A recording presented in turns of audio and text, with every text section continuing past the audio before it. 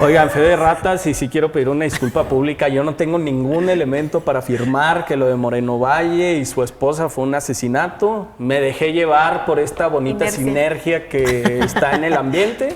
Pido una disculpa, pero sí es digno de analizar este caso de Moreno Valle y Puebla, después de que Moreno Valle había construido una plataforma electoral importantísima, que era uno de los que estaban levantando la mano para la sucesión presidencial. No se dio su candidatura, pero estábamos muy seguros que iba a estar en el camino en 2021, y yo creo que era la carta fuerte para el Partido Acción Nacional. Sucede el desplome del helicóptero, que para todos debe ser trágico. Nosotros no podemos juzgar, al menos en un plano moral o espiritual, quién se equivoca y quién no. Ahora estoy muy puro. Sí, ya sé. ¿Quién te crea, Gabriel? Bueno, no, pero sí tiene razón. A ver, o sea, todo esto fue muy raro, muy sospechoso. Se pueden hacer 1000 conclusiones. No hay nada concreto, no hay resultados de una investigación todavía. Cosa, Déjenme... Si hubiera elementos para sospechar, la historia nos dice que en el PRIAN se llevan mucho más pesado. Pregúntenle a Colosio y a Maquis, ¿verdad? Si vamos a lanzar acusaciones a la ligera, allá se llevan muy pesado. ¿Qué es llevarse pesado? Pues pregúntale a Maquillo, a Colosio, etcétera, Ruiz Massieu. Ok. Y luego entramos en un periodo bien extraño, donde el Congreso de Puebla decide nombrar a un priista, pero con cara de Morena, que realmente está operando en el Movimiento de Regeneración Nacional. Salen ya después las candidaturas, se cocina, y va Barbosa, el eterno contendiente de Moreno Valle y de la familia de la gobernadora. ¿Cómo ven que ahora ese personaje, que yo sí lo digo a letra abierta, es despreciable, vaya a ser gobernador de Puebla y se asuma como un elemento pacificador en el estado, donde ahorita hay una licuadora política y donde hay todo un desorden institucional? ¿Qué te parece si empezamos primero por el señor Anchondo? Yo sé que tú tienes opiniones muy consolidadas acerca de Barbosa. Mira, a ver, es que el pueblo tiene... Sabio, es sabio. Sí, pero creo que a veces no es tan sabio, al menos en Puebla, por la decisión que tomó. Y yo no tengo absolutamente nada en contra de que haya ganado un partido u otro, pero este personaje pues, tiene muchísimas, digamos, notas que hemos visto desde aquí que pues, no son positivas. Ahora, pues Puebla lo eligió, Puebla lo quiere de gobernador, ¿no? Y ahí va a estar. Ellos lo van a vivir y ellos van a saber y lo van a valorar, pero sí creo que hay personajes mucho mejores en Morena que podían haber puesto en la gobernatura y no irse con una persona que compitió en las elecciones anteriores, con todo lo que pasó, con una campaña de reconciliación. ¿A qué te refieres con reconciliación? Pues si no había ninguna lucha, había una división evidente en Puebla de la sociedad. Exacto, por todo en base también a lo sucedido. Entonces, bueno, pero si eso no le quita el derecho de participar a uno, tampoco se lo quita al otro. No, si no estoy diciendo que hayan hecho algo ilegal en ese sentido, simplemente, pues hay personajes muy destacados. Y yo te diría, respecto que si ha habido notas periodísticas negativas de Barbosa, yo te diría, lo que se afirma sin pruebas, se niega sin pruebas. Por eso lo dije tal cual, así, hay notas periodísticas, porque pues, tampoco tú tienes pruebas de nada de lo que... Exacto, o sea, pero a ver, pero es un señor que, pues, digo, él mismo declaraba en contra de mucho de lo que está sucediendo hoy. Claro. Yo también creo que tenían mejores perfiles que Barbosa, la realidad. Ver, y creo que es algo que... Y creo que yo no demerito a Barbosa porque pues yo no lo conozco, ¿verdad? Obviamente he leído y pues no han sido cosas muy buenas, pero bueno, por eso creo que sí tenían perfiles mejores. Y creo que ahí Morena debería de prender su propia militancia un foco rojo en decir, oye, al PRI le pasó, ¿no? O sea, es el imponer candidatos que no eran buenos candidatos y que realmente no iban a tener una imagen o una oferta real para los ciudadanos, es parte de lo que hoy estamos viviendo en el PRI, ¿no? Y bueno, si Morena no pone atención a estos focos, pues puede que el día de mañana no sean tan fuertes como hoy lo son, ¿no? Gran mensaje. Es muy importante eso de los perfiles que mencionas, y sí quiero aclarar los términos porque en el manejo de las palabras va el dardo envenenado, ¿verdad?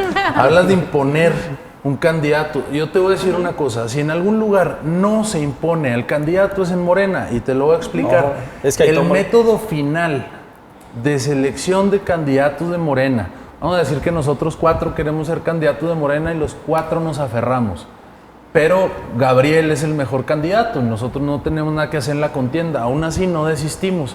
Bueno, el método en Morena final es que se va a encuesta abierta a la ciudadanía, a todos los poblanos, no nada más a la militancia, porque a fin de cuentas con los votos de Morena no te alcanza para ganar. Tienes que presentar un candidato qué interesante que pueda lo que dices. transitar por las diversas... Sebas, fíjate qué interesante. Aún así, entonces la militancia es la que debe estar diciendo, oye, ¿a quién estamos postulando? O sea... ¿Sí me explico? Digo, peor aún, que no sea decisión de uno, que en una sea instancia resolutiva no sea la militancia quien decida, sino la gente. Hay una instancia previa en el que el consejo puede definir, pero si no hay un consenso, se va a esta etapa de la encuesta. Pero además es que es muy lógico e incluso el PAN muchas veces ha hecho así su método de selección de candidato, con encuesta abierta a la ciudadanía. Me parece a mí que es un método súper efectivo porque obviamente con los votos de tu partido no ganas una elección. Claro. Tienes que saber transitar por los diversos sectores aquí de la estuvo muy sociedad. raro que J. Cole, desde hace mucho tiempo, la presidenta ahorita de Morena, dijo que Barbosa iba a ser el candidato. Era el no que sé si ella se le prefería. salió. Tiene derecho a expresar su preferencia como cualquier otro ciudadano. Ella tenía una preferencia por ese candidato. Finalmente no fue J. Cole quien lo decidió. Fue la encuesta quien determinó que Luis Miguel Barbosa era el candidato mejor ahora, lo que es una realidad, y en esa encuesta son los poblanos lo que es una quienes realidad dijeron que lo querían. Exacto, lo que es una realidad es que ganó, o sea, la gente y la ciudadanía lo escogió, entonces también Barbosa. hay que ver qué no hizo el PRI y qué no está haciendo el PAN y por qué él, ¿no? O sea, Vamos y es una realidad. Mónica, ¿qué les parece, Mónica, Nin, Sebastián? Vamos a cerrar el caso Barbosa despidiéndonos con una imagen que publicó en su Twitter. Si la podemos ver y... Esa a es. unos días de la muerte de la a unos días del gobernadora inicio de y campaña. Moreno Es que, Valle. Pues hay unos A días ver. también. Sí, perdón. ¿Qué le vas a los 3 pedir? años, Se me disculpa. Que se espere 3 años, que pase la campaña de gobernador qué para falta sacar de propaganda sensibilidad. para su pero campaña. Qué chido que agravio eso. a la familia. No, yo también. No, para nada. Es más, como haya sido Es Moreno que Valle. León se cree que son todos de su condición, No, por eso no, tampoco. de manera Es un tema mezquina. moral. Es un tema moral. No Hasta- sacas esa Es de imagen. buscar la reconciliación. ¿Entre Yo quiénes? no veo ¿O por que qué? tenga ¿Qué había entre ahí? la sociedad poblana porque hubo una fuerte división tras ¿Por la qué? elección anterior. Exacto, pero no pones esa imagen. Sebastián, una persona... Una paloma, Te algo reconocemos bonito. por Mira, ser una yo te persona digo tan inteligente. Si los poblanos Una hubieran paloma. pensado Una gaviota. tan mal como están pensando ustedes, que iba por ahí la cosa, no lo hubiesen O sea, votado. sí, pues bajó mucho ahí sí, ahora sí que la maldad está en la mente del que lo está ya. viendo, ¿verdad? O sea, Vamos no. a pasar al Ya. siguiente estado. Tamaulipas. Tamaulipas. Arrasó el PAN. Arrasó el PAN, ¿qué más les digo? Estás muy contento eso también, bien. me imagino, ¿no? Estuvo bien, digo, ganar, solo perder un distrito, la verdad es que es algo bien hecho en cuestión a los gobiernos que tiene ahorita Tamaulipas, al menos así lo considero la gente de A mí Tamaulipas. lo que me sorprendió es que el 21. PAN arrasara en uno de los estados más inseguros del país. Siempre lo ha sido Tamaulipas, o sea, creo que... Sí, ya acostúmbrense. No, siempre ha sido los estados más inseguros. Digo, tiene todo las conjugaciones, Con las todas las circunstancias condiciones. para hacer. O sea, es frontera, es puerto, es medio de paso claro. petrolero. No todo lo que quieras, ¿no? Pero lo que quieras, sí. el tema es que siempre ha sido inseguro. Ahora, los niveles de inseguridad creo que la gente los siente más bajos. ¿Por qué? Porque premia al PAN. Sí. Punto, ¿no? Ahora, ¿quién tu hijo? Ganó la mayoría. No, arrasó. O sea, 21, a mí, digo... ¿Qué está- pasó en es muy Tamaulipas, evidente, ¿no? Sebas? De plano, a fallida ver, la operación. No quisiera verme como el presidente del PAN diciendo es que crecimos. Bueno, sí hay algo de eso, pero yo voy a empezar felicitando al gobernador Cabeza de Vaca. Es usted un gran operador político, de verdad. Nadie Es esta para cámara, intervenir elecciones en tus como mensajes usted. presidenciales de 1980. El hijo de tienes que hablar de esa Barbosa les cámara. tiene un mensaje. Sí. Me parece que una gran operación por parte del gobierno del estado. Morena se pasa a ser segunda fuerza, no lo era en Tamaulipas. Hay un crecimiento, no alcanzó para ganar.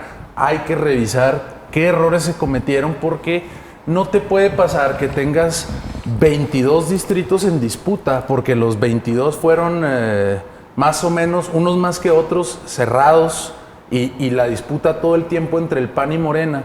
No te puede pasar que de 22 reñidos nada más ganes uno. Hay evidentemente un error muy grave a la hora de capitalizar la preferencia electoral.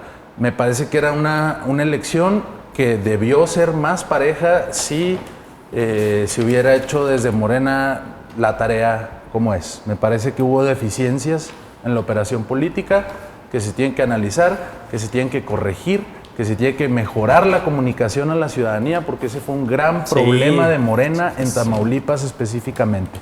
El tema de la comunicación nos quedamos muy atrás y creo que hay espacio para mejorar un montón.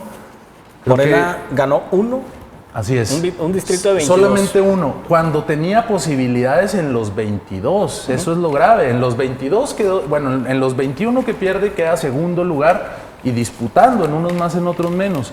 Pero si había posibilidad de capitalizar 10 y nada más capitalizaste uno, evidentemente estamos cometiendo un error en casa. Yo en Tamaulipas ya ni siquiera me atrevería a hablar de política. Yo lo único que deseo es que le bajen a sus índices delictivos. La verdad es que es increíble lo que está sucediendo. Ya es un tema humano. Sí. Es más, a todos los gobiernos electos en esta elección, tanto en municipios, estados, etcétera, distritos, partidos, los que sean, claro, debemos de esperar todos que les vaya bien. Así es.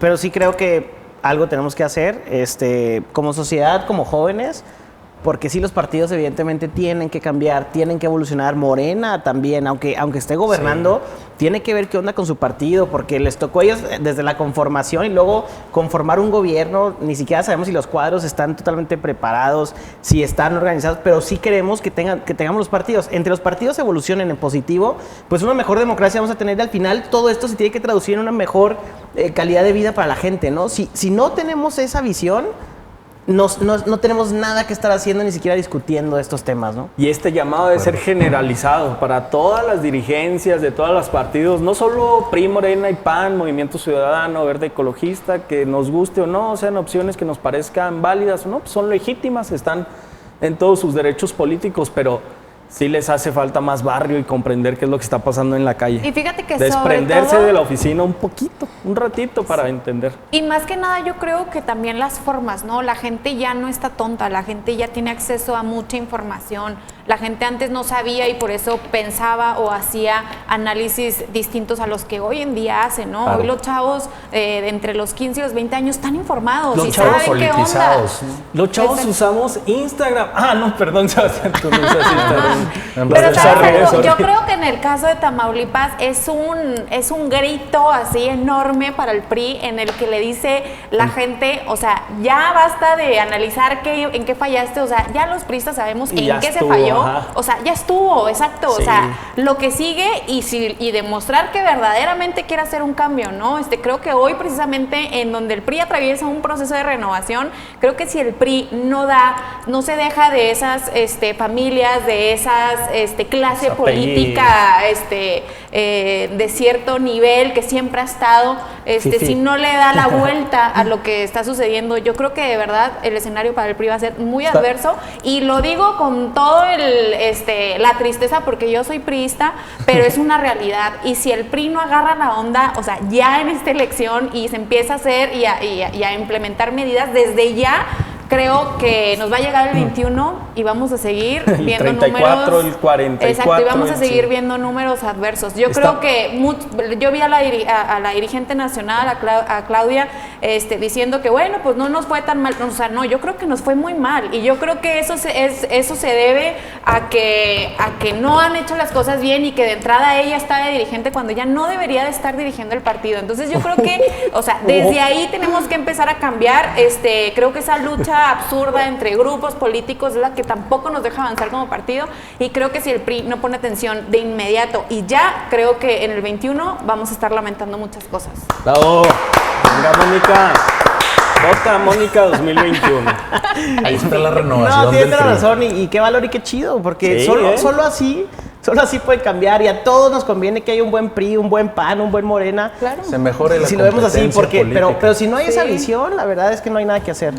Cuando se integren esas plataformas políticas con esa visión, todo este rollo va a mejorar. Exacto, es que las inercias, y romper las inercias de muchos años es bien complicado, y hay gente de muchos años también que dice, es que haciéndolo así ganamos. Oye, el mundo cambió, la gente se entera de cosas diferentes. Claro. Te das cuenta de qué sucedió en Tamaulipas en este momento. Una sociedad súper politizada, redes sociales, ¿no? Claro. Pero a la vez de esa politización que hace ni 10 ni mucho menos 20 años se tenía en el país, se contrasta con estos niveles de bajos de participación, y eso es lo que veo yo de toda la jornada electoral.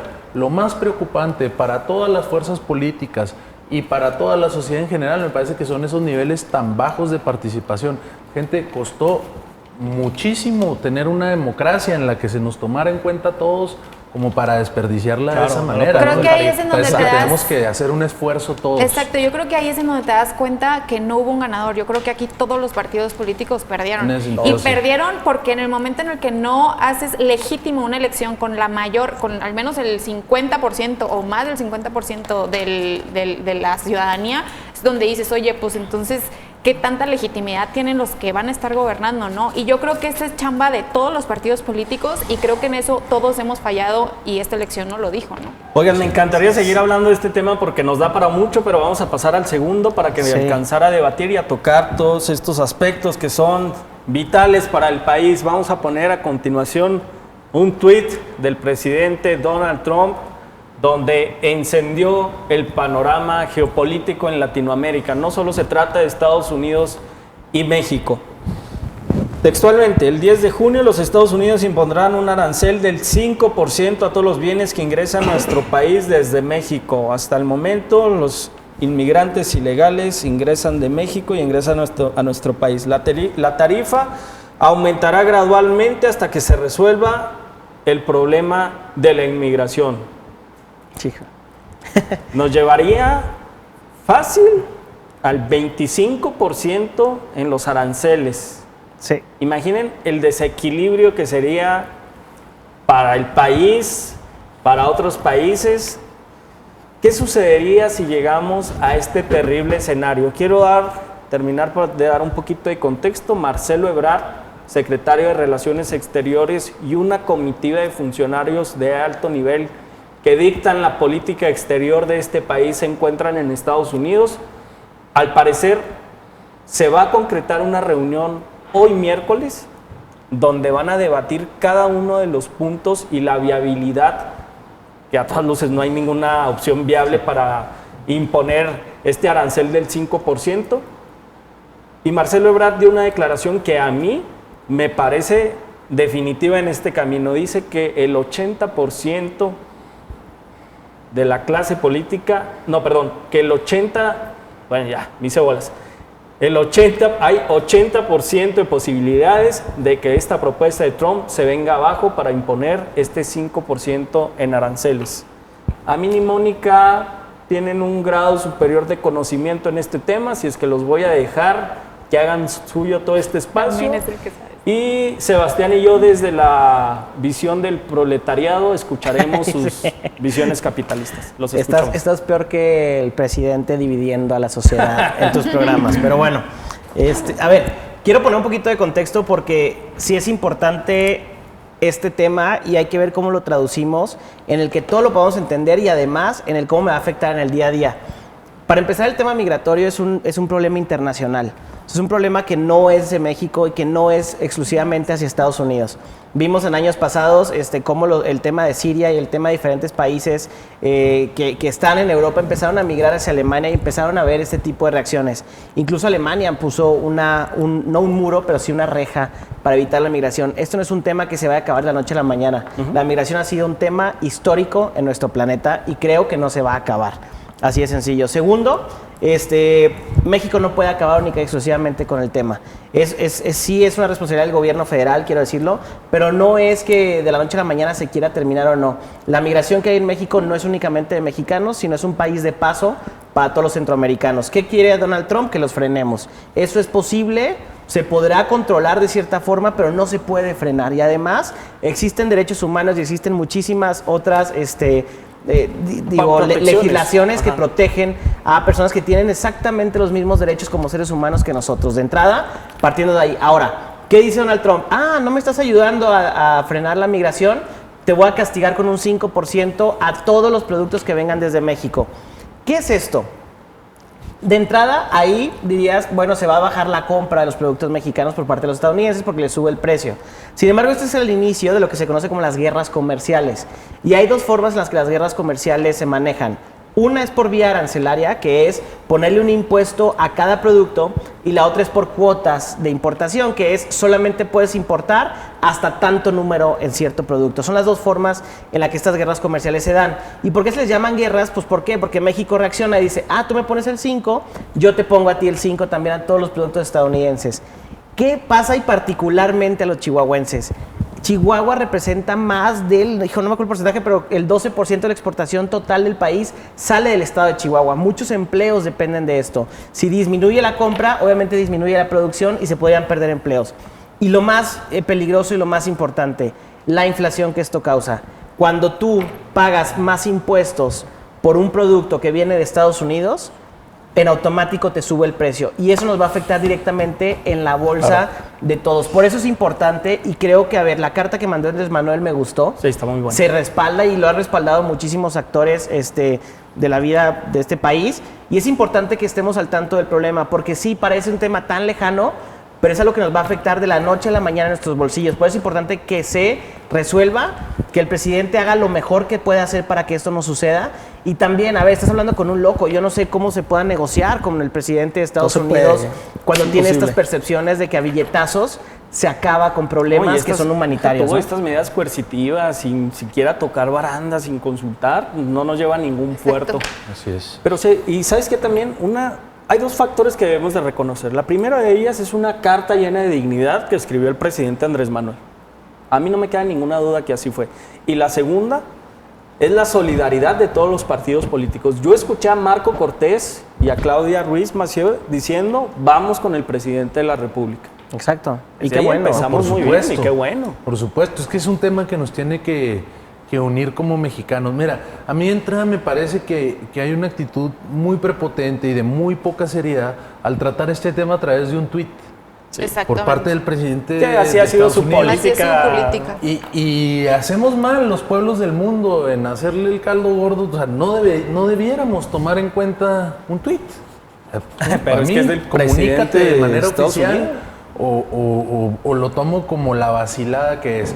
¿Por qué digo que es una vacilada? Bien lo señaló Amin, hay dos tipos de guerra comercial. Limitarte el número de productos, esa sería una medida que nos pudiera perjudicar. O imponer aranceles. Imponer aranceles, pienso yo, sería el autogol más épico de la historia que pudiera meterse Donald Trump, porque finalmente el arancel se va a ver reflejado en el precio final del producto, la inflación que comentaba Amin. Entonces, ¿quién va a acabar pagando las consecuencias de esta medida errónea del presidente Trump?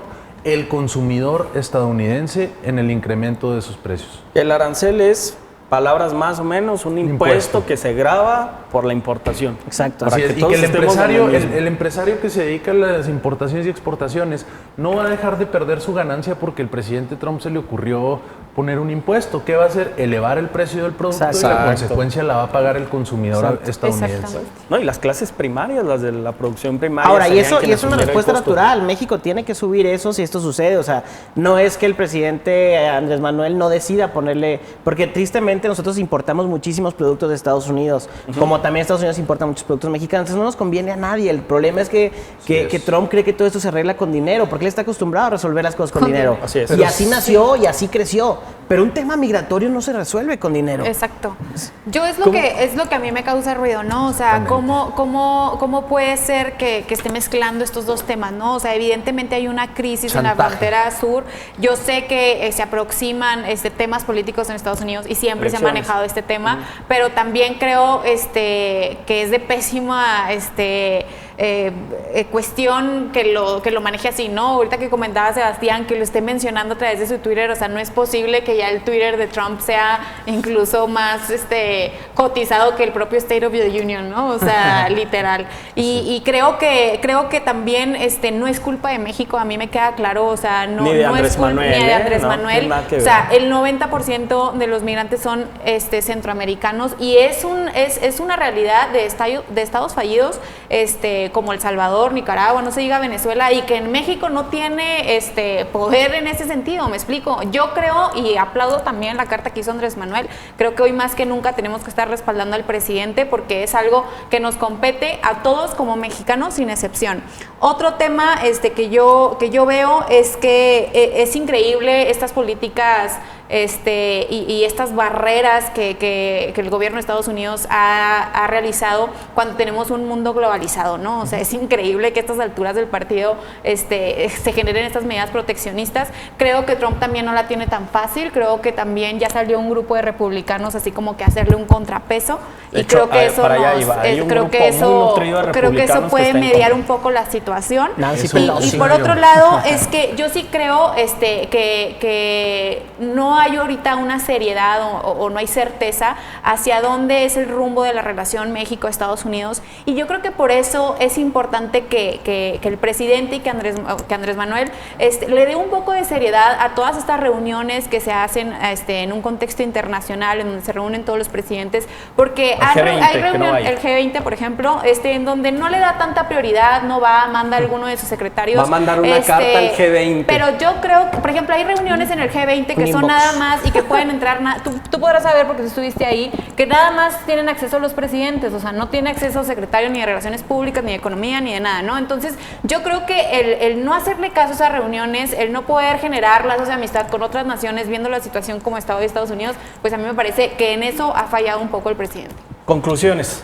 Para no tiene avión. Sebastián. Bueno, yo creo que además de la carta, que sí me parece muy digna y me parece muy digno el esfuerzo que han hecho las diversas fuerzas políticas por respaldar al presidente, cobra mucha relevancia el plan que presentó Andrés Manuel para la cooperación para el desarrollo, no nada más involucrando a México, sino a los países de Centroamérica, y que mucha gente pensó hacia bote pronto, ¿qué tiene que andar haciendo el presidente de México gestionando recursos también para los países de Centroamérica? Bueno, como ya lo comentábamos, es un problema regional el de la migración y de allá viene, y tenemos que tomar las medidas que sean necesarias para procurarnos un bienestar generalizado a los pueblos de la región. Sí veo yo algo muy importante: el presidente de Estados Unidos no tiene el respaldo de su pueblo, ya no digamos de su clase política, de los representantes republicanos y demócratas, no tiene el respaldo de su pueblo, cosa que creo que sí tiene el presidente de México, un respaldo generalizado en este tema por parte del pueblo de México. Es el momento para refundar la Gran Colombia, hermano. Estamos en el momento indicado. Amin, ¿conclusiones? Pues que la verdad es que hay que estar bien pendientes de este tema. Hoy iba a venir aquí mañana iba a venir Alfonso Romo aquí a Chihuahua. Había una reunión con empresarios y con tenía una agenda interesante. La cancela el día de hoy en la mañana porque va a Estados Unidos justamente a estas reuniones que ya se concretaron. Yo veo un rayito de esperanza en Estados Unidos. ¿Por qué? Porque hay grupos que ya salieron a decir no estamos de acuerdo. La propia Nancy Pelosi, la Speaker of the House, ¿no? Que es como la presidenta de la Cámara de Diputados aquí en México, pues ella está en contra totalmente de estas medidas y saben, ¿no?, que el presidente blofea. También sabemos que blofea, ¿no? Entonces, parte de su juego. Pero es bien importante porque la economía a veces es algo tan etéreo y es algo tan en la nube que cuando dicen, oigan, hay crisis, pues todo el mundo deja de comprar, entonces se genera la crisis, etcétera, ¿no? Tenemos que tener mucho cuidado con ese tipo de cosas, mandar las señales concretas y de qué es lo que está pasando, y el gobierno federal lo ha hecho prudentemente hasta este momento. Esperemos logre buenas condiciones en Estados Unidos porque es un ganar. El hecho de que Donald Trump quisiera poner un muro es como dar una aspirina cuando hay una enfermedad enorme en el planeta que no soluciona, y esto también es otra aspirina que no va a servir para nada. Les agradezco mucho que hayan venido, Mónica. Tenemos unos segunditos, perdóname. Bueno, yo rápidamente creo, abonando un poco a lo que decía Sebastián, creo que también tenemos que hacer este tipo de recomendaciones al presidente. Veíamos que, por ejemplo, la Comar, que es la Comisión de Refugio Mexicano, no tiene presupuesto, tiene más de 60,000 solicitudes, y es una prueba en la que no todo debe ser para los programas sociales. Creo que hay dependencias que son bastante importantes y que hoy en día lo vemos, ¿no? Esas medidas que hace en la gestión que hace de recursos para otros países, creo que son medidas a largo plazo, pero necesitamos tener una medida medida a corto plazo y a la brevedad. Y creo que en ese sentido debe ser el gobierno un poco más abierto. Y bueno, pues también que estoy a favor de que se genere la mejor cordialidad de esta relación. Muy bien. Sebastián se encargará de mandarle un WhatsApp a Andrés Manuel y que le llegue ese mensaje, por favor. Hoy mismo. Les agradezco mucho, como siempre, que vengan y que el día de hoy me gustó mucho porque debatimos sin pasiones políticas y todos aceptamos pros y contras de los partidos. A mí ni Mónica no se pelearon, es una gran ventaja para Punto Central. Nos vemos el próximo miércoles, 10 de la noche, perdón, que pasen un excelente día.